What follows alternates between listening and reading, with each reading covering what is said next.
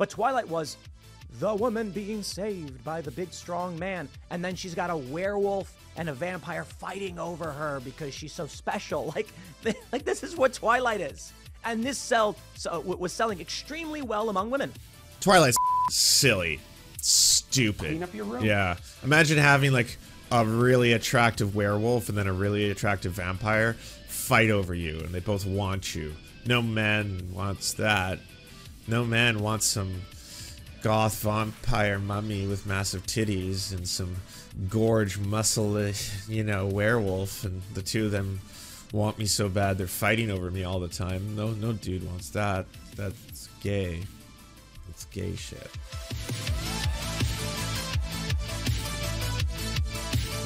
Do men hate women's content? Well, I think it's fair to say I would be surprised if there was many men who actually enjoyed women's content, as it is quite literally women's content. No, let's slow down. We got this TikTok from this woman who says men cannot handle being subjected to women-centric content, even though it's for women, where she goes into this big thing about how like men complain online and they're all whinging on the internet because someone made something for women. Well, she's wrong. It is fair to say there are some guys who don't like content from men and complain about it to no end. But what she does is she highlights major blockbuster films, which are intended for general audiences, and then says men don't like them because they're made for women. I'm going to start by saying this. It's entirely fine if she wants to criticize some men, but she does just say men. And I would also like to point out, this content not made for women. The Marvels, a bunch of women punching other women. Dude, that is not women-centric content. And I can debunk the whole thing she gets into, but okay, let's first play this video. You can hear her arguments, and then we'll talk about the question of whether or not men like women's content or are offended by it. And I want to stress too, it's not like this lady's like the most important lady in the world. It's not like her opinion is the most important opinion or anything like that, obviously. So why highlight a video like this? It gives an opportunity to explain the mistakes made by many of these people when it comes to producing movies, comic books, video games, etc. When you argue that The Marvels, a superhero film, is made for women, that's the mistake. Successful content that targets women, 50 Shades of Grey. Sorry, that's reality. But there are women like this that... The only example you could think of. The BDSM rich billionaire sex fantasy. Look, that's just what women want, okay? I'm gonna be honest with you. It's just that. It's got to be Twilight fan fiction, turned into a global phenomenon, and that's what women want, Men want to see Marvel films where women beat the fuck out of women, and that's just facts. They want to be in male spaces. Dude, if the average woman does not visualize herself flying through the air and punching people in the face, and instead is more interested in like The Notebook or I don't know what Legally Blonde. I don't know what movies women are watching. Oh, he admitted. And third example. Just you think of it. You probably know. So one of those things. Or how about this? How about the what was that? Twilight. The vampire film, how have you missed Barbie? Barbie, the highest grossing film of the year, not to mention one of the highest grossing films of all time. I thought at this point you'd mentioned Barbie at least once. The teenage girls were all into. And they put themselves in the position of Bella, the girl who is being courted by the powerful vampire. That's a really fascinating take on this too. Content made for women. How about where the main character is actually less powerful than the main dude, Edward? I gotta be honest, I don't actually see the movie, but then she becomes a vampire and whatever. But let me play some of this for you and we'll talk about it. Here we go. Examples of men not being able to handle being subjected to content that caters to women, even though women every single day have to endure content only made for men. The first category is just when they have to start seeing something made for women too much. And the obvious example is the Barbie movie. Yeah, let's stop right there. Barbie's not made for women. It's a general audience film. That's why they have Ryan Gosling and Margot Robbie. Barbie is a mainstream popular brand. Now, to be fair, I think they did think it would skew towards females, but family, in which case they expect a general audience. Didn't every single right-winger like dedicate all of their entire like media cycle to going off about how Barbie is horrifyingly anti-man and it's pro-feminism and it talks about how the patriarchy is real and we hate it and it's the worst and I'm gonna make 12 videos on it and watch it again with all my friends so they hate it too. But again, yes, I will give some credit to her. By that logic, 50 Shades of Grey isn't made for women because it has a guy in it. Hey, don't use logic and facts. They probably expected a female skewing audience on this one, but I don't think it's fair to say this is a movie catering towards women because it is a general audience blockbuster that is meant to be. So if it hadn't become a global phenomenon, he'd be doing like a different video on this topic. But rather than it simply having to be catered towards men, what I think is something that is interesting to take away from Barbie is that the film was funny. And the film did appeal to mass audiences because it was more than simply being, hey, this is going to be a story of some plastic dolls, but it's real life, and here you go, references, enjoy it, you know? There was more to it as a cinematic experience than simply, yes, Barbie is a good-looking individual, Margot Robbie is beautiful, and there's a bunch of dresses and cars, and here's the thing, because that's what's going to appeal to women, apparently. There's also something to be said about Barbie and how incredibly successful it was, penetrating what a lot of moviegoers might think is like distinctly a film that only appeals to one demographic, can appeal to multiple people. A lot of dudes found it really funny, you know? Also, you know, we're not all monoliths. Like, not all men are the exact same, not all women are the exact same, and popular culture usually appeals to the popularity of people, right? There's going to be a multitude of people who want to listen to pop music. That's why it's usually very high selling and why it usually follows a very typical format and the same chords and the same keys and very simplistic lyrics and just doing that on repeat and then taking the old songs that were already successful from other eras of pop culture and then repeating them over and over and over again to create more of it. Big. It was meant to generate hundreds of millions of dollars. It did. And they expect everyone to go see it. But, you know, I'll give... The story's changed, by the way, because a lot of the right used to be saying how the whole thing was supposed to be some kind of, like, woke indoctrination. This was going to be the wokest film of the year when it came out. Yeah, it is the wokest film of the year. Look how woke Barbie is, and it's talking about how terrible men are and how bad the patriarchy is. And, you know, even Ben Shapiro was like, they said the word patriarchy, like, 27 times. And I was like, you just sat there in the theater being like, patriarchy, patriarchy, patriarchy.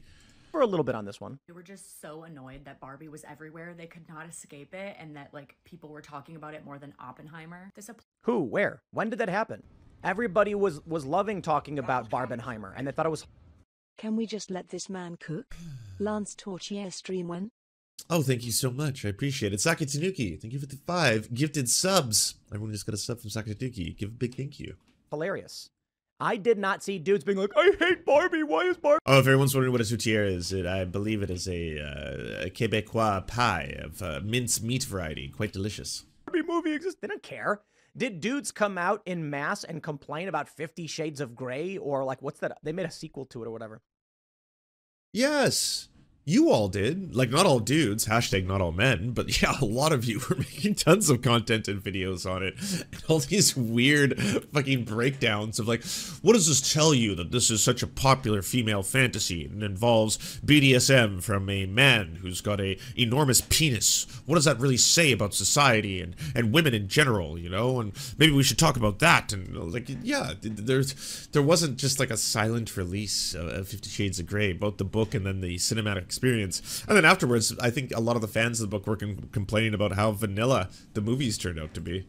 The point is, it's fine if she's saying some dudes complain about it, but she's saying men. Here's a really good one. Watch, look at this. Applies to any women-centric content that just becomes so popular that men have to start to hear about it more than they want to. Like this guy that made his wife put money in a jar every time she mentioned Taylor Swift. This happens anytime women just start to like something. No, it doesn't.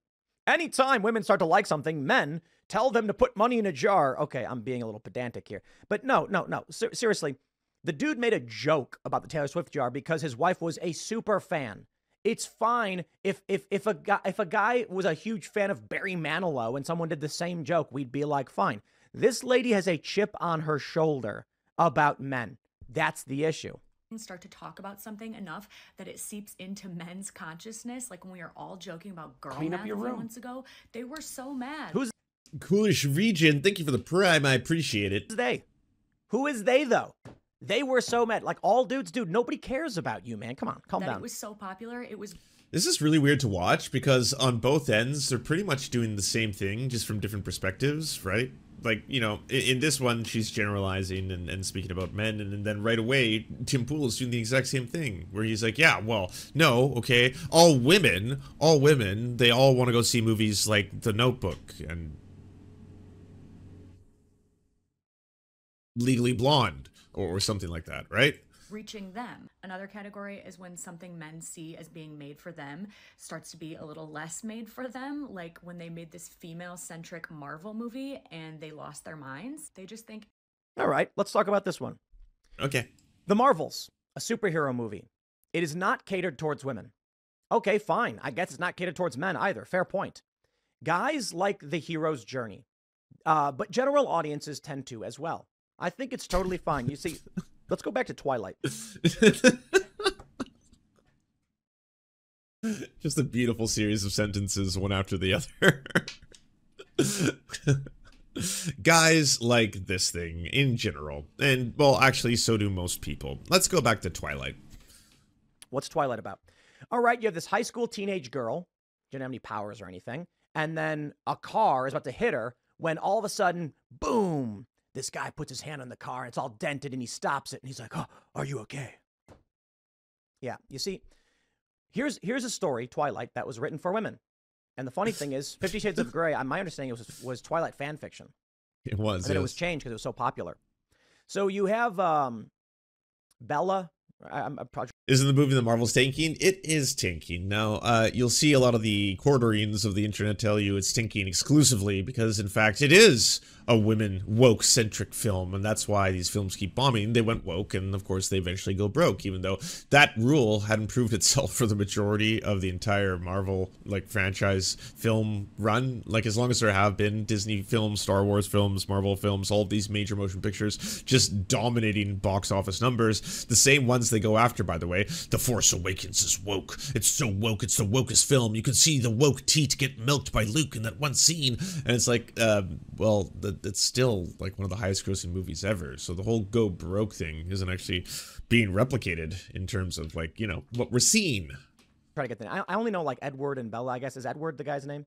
But basically, here's the female fantasy that sells really, really well. Maybe after 75 comic book movies, people are getting fatigued. You're getting it, because it's not just comic book films, my friends. It's all super expensive major blockbuster movies right now are suffering, even some you might not even think about, like Indiana Jones 5, and you probably didn't think about it because you didn't know about it, or you were just like, wait, what the hell? That movie's out? Oh, okay, sure, I guess I will go watch it when it's available on digital or something.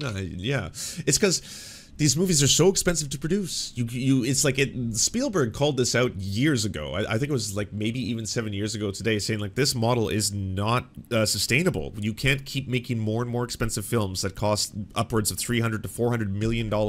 They need to make back double their budget just to cover, like, you know, some of the marketing costs. And then to be successful globally, you need a release that's going to be like $1 billion. Like, we just don't have the money for that.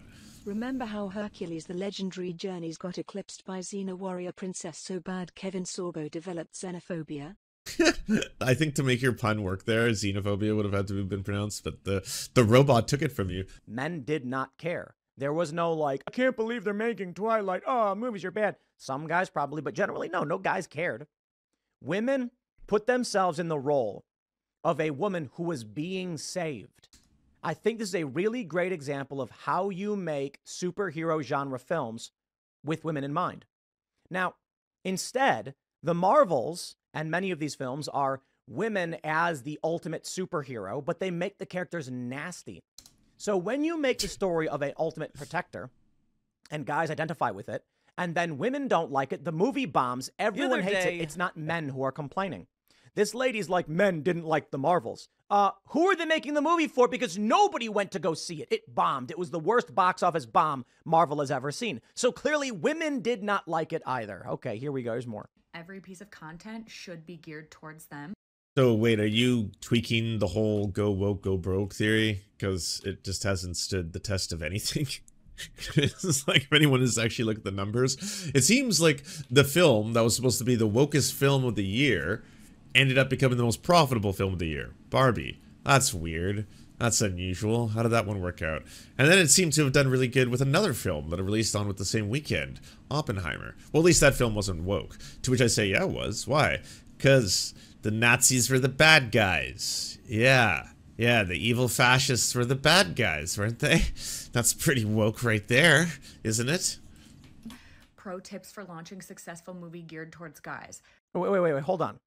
Let's say that again, lady. Movie, and they lost their minds. They just think every piece of content should be geared towards them. Wait. So she says guys think everything should be made for them, and then she highlights someone who's saying how to make something geared towards guys. This is not someone saying every movie everywhere should always be for guys. Pro tips for launching successful movie geared towards guys. This is how they reacted when there was a female lead of a Marvel movie, which women also watch. Yeah, you see, here's the thing. Women and men have different perspectives, different desires. Men tend to be object-oriented. Women tend to be subject-oriented. Yeah. And the male power fantasy is the guy who jumps on the grenade to save everybody. And I don't know. Sorry, wait, what? The male power fantasy is sacrificing yourself on a grenade? I don't know. But hey, apparently that's all men. Yeah, I might be the exception to the rule there. Because for me, ow, looks really painful in those scenes, you know, where their entire stomachs just explode. I don't know if there is the female. Yes, my opportunity, my one dream. Power fantasy. I'm object oriented. Power fantasy is like these movies where the woman gets to do whatever she wants, goof off, screw around, and then she ultimately gets the guy anyway. But I think I've pointed out exactly there is I don't think power fantasy is the right thing to put in it. The male fantasy is of power, right? You have Spider-Man, and he's got to save the busload of kids and his girlfriend. And then Green Goblin is like, choose, Spider-Man. Who will you save? The little children or Mary Jane? And then Spider-Man saves both because he's awesome. And that we like Spider-Man because of that. And then you have Twilight. You gotta extrapolate why you're referencing that and then try to explain how it proves your point. You can't just move to, that scene was cool. Yeah. Well, here's another scene that's pretty cool. Yeah, that one's also the male power fantasy. What about the male power fantasy of saving other people is exclusively for men or dominated by just what it is to be a man or the masculine ideal? I understand the concept of raising men to say that to be a man and your worth as a man is to be a protector. And that happens to be a social construct, a society construct. Because, you know, I would argue that the idea of saving a bunch of lives would be appealing to women as well, you know? In fact, there's lots of women who do save lots of lives, you know? There's a lot of lady doctors who volunteer for organizations like Doctors Without Borders, and they save lots of lives. Way more than the two of us. There's women doing that. Yeah. I don't know if those are women trying to enact out male fantasies. And if you're like, well, I didn't actually want to be a doctor or save lives myself, but I just wanted to kind of, you know, play into a male fantasy that all men have naturally. You are born with the desire to nurture and save others. Yeah. Wait a minute. Oh, shit. It's getting complex. Which did extremely well. And then the derivative, 50 Shades of Grey, which was more like... But grenades. Can't forget grenades. Yeah, there's nothing more manly. You know, if you're ever at a bar with a bunch of dudes, you know, doing dude shit, drinking beer, ice cold beer, you know, good old Bush X. You're just sitting there, sipping some Bush, being like, I'm so hetero, I like titties. And then, you know, the guy friend's like, yeah, well, I like titties more. And you're like, I'll fucking fight you, bro. Then you're about to fight. And then all of a sudden, as is often the case, you just see a little grenade roll down the side. And you're like, holy shit, someone just threw a live grenade. And then all the men at once dogpile on it because everyone has that fantasy. And this is their moment. It's like, bro, hetero. And then, unfortunately, it usually doesn't end well. But yeah, that's I'm sorry. That's what guys want, you know? Yes, I don't know. I don't know anything about it. But Twilight was the woman being saved by the big strong man. And then she's got a werewolf and a vampire fighting over her because she's so special. Like this is what Twilight is. And this was selling extremely well among women. Now, okay, first off, I'm not going to pretend to be a Twilight fan. I haven't even seen the movies. I've watched like just the clips of people making fun of the movies. I'm not a Twilight fan. It doesn't really appeal to me. That being said, right? To some people, superhero films are silly. Now, I like the Sam Raimi Spider-Mans. I enjoy them, not the third one, but the first two, you know, I thought they were fun. I enjoy them as well. But to sit down and be like, okay, so, you know, this is what appeals to men because it's deeply serious. And in this case, it's about saving everyone. The Green Goblin comes up and he does the voice. And then, like, yeah.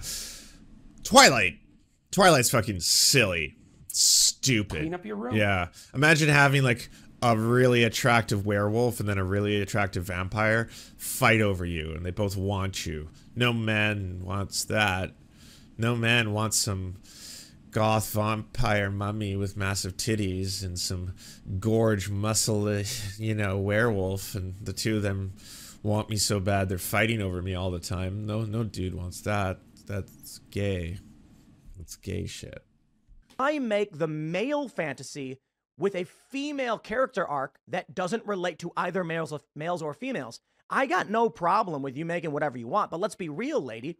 Ain't nobody wanted to see that movie. Twilight did really well, and the other Marvel movies did really well, but when you mix them, look, and when they did...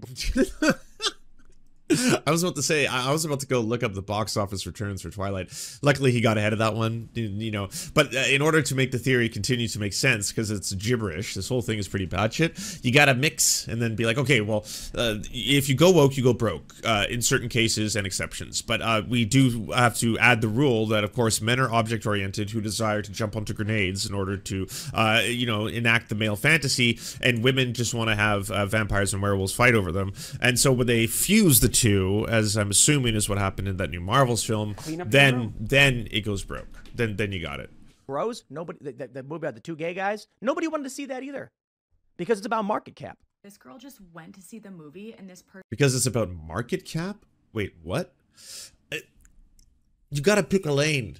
You got to pick at least one lane and then stick to it. You can't just keep fucking retrofitting this conspiracy theory to make sense. You know.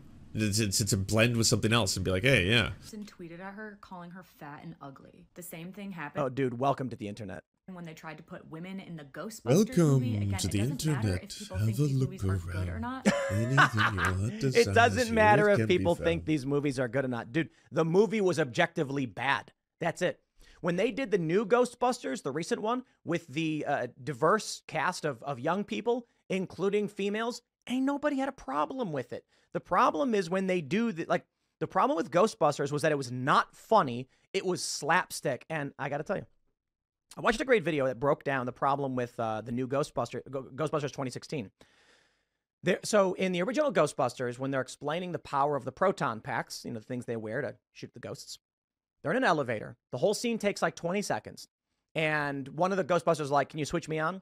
And they flip it on and it goes, like it plays that sound, and then they slowly walk away from it. I remember that. Whoa. Yeah, that's the sound from the other ones. I wonder if the sirens, oh my god, it's going near. That's the sound of the siren from the old ones. Whoa. And it's like in that short scene, you understand the power and instability of these weapons they have created, and the fear that it could blow up and take out New York City. In the Ghostbusters 2016, it was like a 3-minute long sequence where she's like flying through the air and they're like, whoa. And it was all just overly elaborate. I mean, one of the greatest things about using movies and objectivity when it comes to whether or not a movie is good or bad is like no one can ever be right or wrong technically, right? Like anyone here could for the longest time try and defend any single film, and because it's art, I mean, at the end of the day, one person is going to see it as a fantastic masterpiece and another person is going to see it as utter and complete schlock. Overly explained jokes. That's why people didn't like it. They were not mad that it was just a bunch of women. Stupid idea nonetheless. They were mad that they were made. This is the most ridiculous. No, they weren't. Now, I'm going to give her Okay, she's actually right here. I haven't agreed with everything in this TikTok, but I will say in this point, there was a massive, massive backlash to Ghostbusters before the film had even finished being filmed. Like, even the angry video game nerd did a whole video where he was like, Ghostbusters 2016, I'm not going to watch it. I'm not.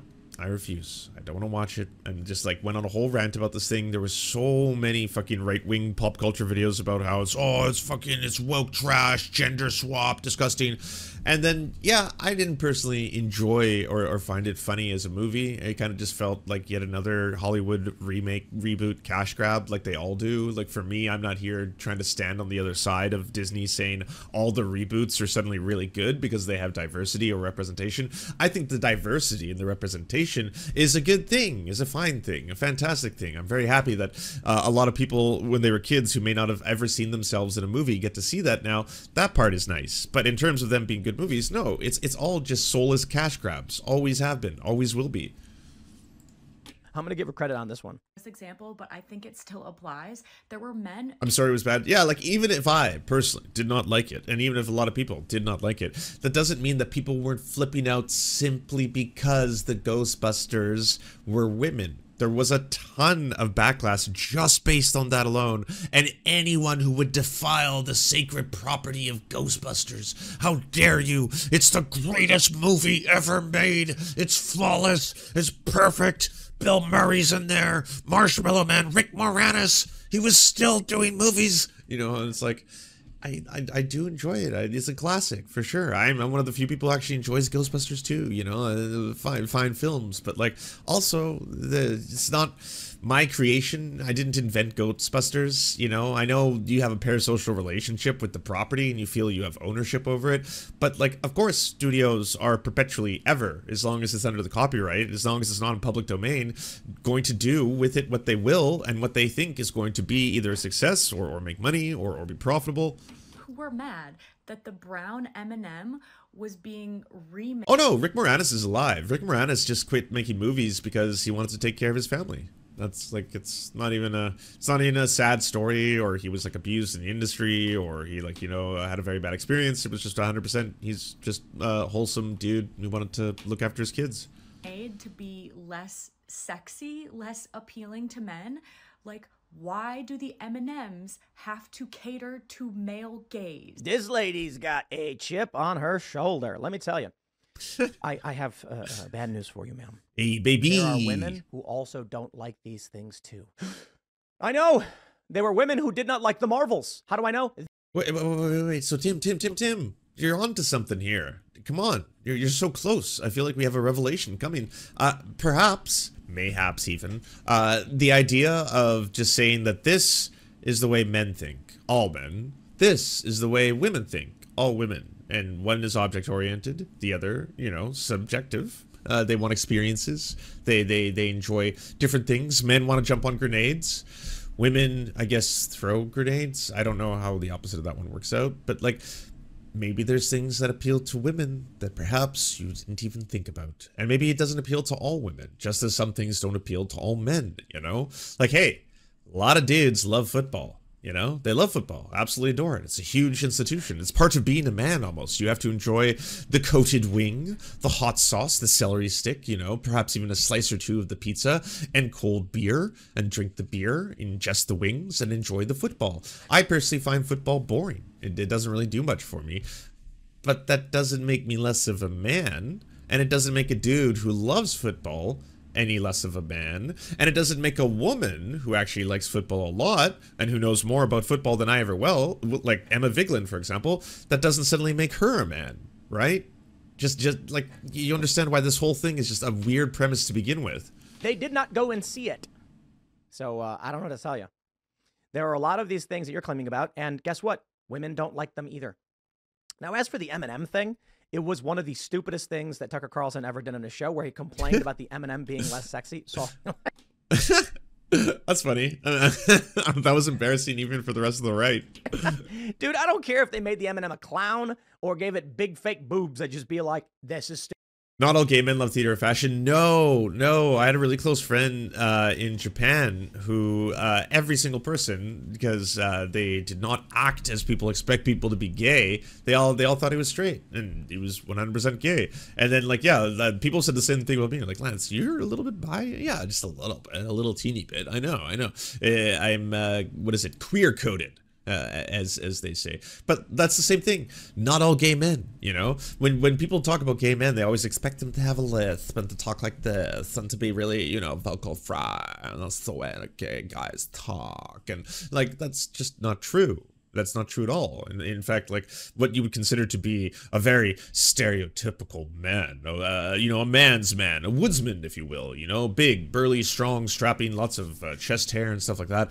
That same person might be a leather daddy as soon as they clock out. You know, they might go home and enjoy, you know, a bevy of assortments and secular delights. Who's to say? But then to say or continuously try to loop everyone into a single group, like, yeah, gay guys, they like Barbra Streisand. Sorry, it's the rule. I don't make them, but that's just how it is, you know? So if there's a movie that's going to appeal to the gays, obviously, it's got to have some Streisand. Got to have it. Little Celine Dion in there. Sorry. That's just what the gays are into. Stupid. It is a dumb commercial for a piece of candy. And I got to be honest, it was not just men who were upset about it. Now, to be fair, Tucker did do a segment on it, but I don't know what her point is. They're just like, if my eyes have to see the brown M&M, she should be dressing for me. The issue is not that sports bars play sports. It's that male content is so omnipresent. The infrastructure is so readily available that you're always seeing content made for you that men cannot handle when content made for women comes across their TV. Wrong, lady. I'm gonna say it again. Why didn't you go see the Marvels? This is the funniest thing I love so much about about feminine masculinity. It's like you're kind of glitching out and getting all your terms mixed up here. Whoa, feminist. Wait a second. Is that she's not paying money to see this stuff. And you know what? Fine. Oh, Bette Midler too. The Marvels oh yeah. made like 47 million. It was 46.1 in their opening weekend. So someone went and to see it. Effeminate males and masculine females. And if it worked... Effeminate males and masculine females went to go see the Marvels. Okay, sure. Hell yeah. You know, the theaters were just packed with femboys. It was awesome. For them, bravo. I don't care who they make the movie for. I think the problem was bad storytelling. That was the problem with the first one. Characters that don't inspire, and the movies flop. So if you like it, you're allowed to like it. My complaint is not that they made a movie for women, because they did not.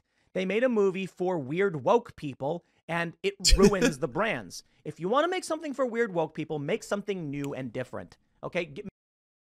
You can't have it all, Tim. Can't be all things and then nothing, right? You can't be, well, this film wasn't actually catered towards women. Oh, this film actually isn't like some kind of a feminist film at all. No. It's far more insidious than that. It's still woke. Don't worry. It is still woke, but in a very unusual way. It appeals specifically to feminine men and masculine women. Yep, that's what this movie was trying to do, because it was all about powerful women beating up other powerful women, which again would only appeal to masculine women and feminine men.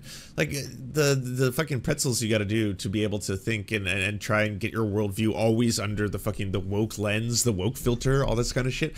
At the end of the day, you can look towards trends. There's way more in-depth analysis at this point as to why a lot of the mainstream films, these incredibly expensive movies, are suddenly bombing, and why some companies like Warner Brothers, for example, are deciding, rather than even go through with a lot of their projects, they're just letting them die. They're just canceling their projects for tax write-off purposes, which again, that's going to prevent a lot of people from working with you, because they're not going to want to go into a studio that they know there's a chance they might just tank their film if they do it.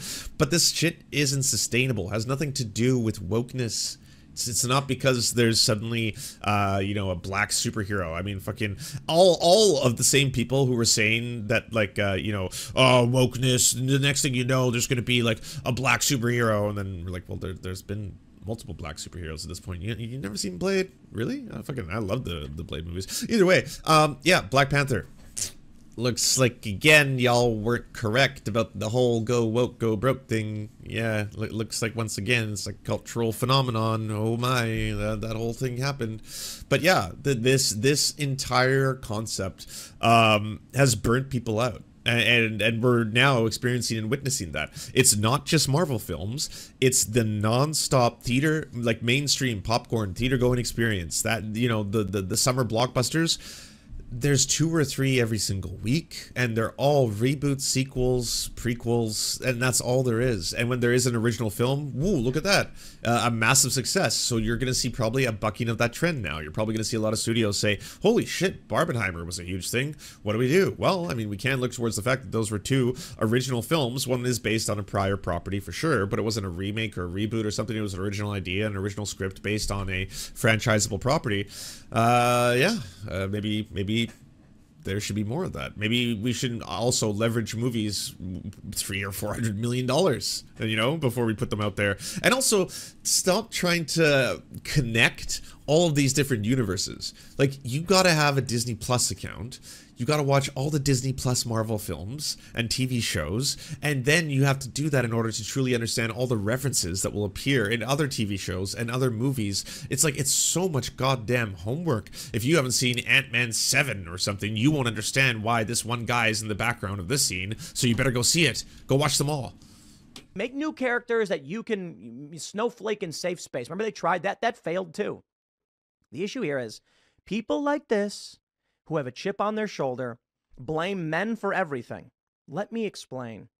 Just simplifying as I wrap this segment up. Women liked Twilight, young women, and 50 Shades of Grey. Men like Captain America and Iron Man. Could you imagine what would happen if they made a movie like Twilight, but it was like a weak, effeminate man being saved by a female vampire and a female werewolf who then fought over him? It could maybe work better than like go on. A movie like The Marvels, but it would not have hit nearly as big as Twilight did. And I want to point out Underworld. Take a look at movies like Underworld, and what do you get? You do get a component of that, you know, female dynamic, of that, or I should say of the protector dynamic. So let's talk about Underworld. Underworld is a vampire. Well, she is a woman, so there's that. Wait, sorry. Just the presence of a woman is a female dynamic. Oh wow, yeah. Hey, it's good to see you, honey. How was your day? My day was good. Yeah, it would be, because you only have female dynamics. Me, I've been avoiding grenades all day. Yeah, I just keep rolling on the floor, and then I have to fight the temptation to jump on them, as is all men. Versus werewolves. And there's a Kate Beckinsale plays a sexy vampire. She's very strong and very powerful. And then there's this guy, and she rescues him. But what ends up happening to anybody who knows in that series? The dude becomes the ultimate secret weapon, a hybrid vampire werewolf, more powerful than she is. So even when you try to make something that starts off in a similar way to Twilight, it ends with him being the biggest and the best. Now, to be fair to Twilight, I know that Bella has like special abilities and becomes a werewolf and does become powerful. No, I get all of that. But she is still being fought over by 2 burly, like strong, attractive. They literally kill him halfway through the series. Hey, come on. I don't think he finished the first one. Watch the first Underworld and was like, what's the next one? Lycans. Oh, I don't have to deal with all that. Nah. Men, and that is not typical of the male, you know, desire. So even in Underworld, it was just Kate Beckinsale saving this guy, but he was capable in his own right. He wasn't just some, like, you know, guy who is. This all sounds deeply insecure. Like, I'm sorry. Did you need movies where every single movie you need to see a man being ultimately tough and strong and saving women? And if you don't see that, if you don't see him jumping on fucking grenades in every other shot, suddenly it's like, oh, well, this film is only appealing to emasculated men, because real men, real strong, confident men would want to see themselves reflected on screen with another real strong, confident man. And they wouldn't be worried or scared if they didn't see that strong, confident man, and then it would question their own manhood and their own ways. And like, what the fuck? Who cares at the end of the day? You know, like, you're not actually representing any real trends that occur in movies. You're trying to debunk this video, which, yes, is doing generalizations by doing, surprise, surprise, generalizations. It's generalizations to combat generalizations. And we're all better for it, aren't we? I mean, I've learned so much. Do you enjoy the Serfs but prefer not to have to use your eyeballs? Many are saying this. Well, we've got the solution for you. It's the Serf Times in podcast form. Available on most major podcasting networks now. If you enjoy it, please consider leaving a good review and feedback because it really helps the show out, apparently, and it's free, just like the podcast. Thank you so much for watching, everybody. This show is produced by amazing people like you, and if you want to help us out, please consider donating over at patreon.com/theserfs.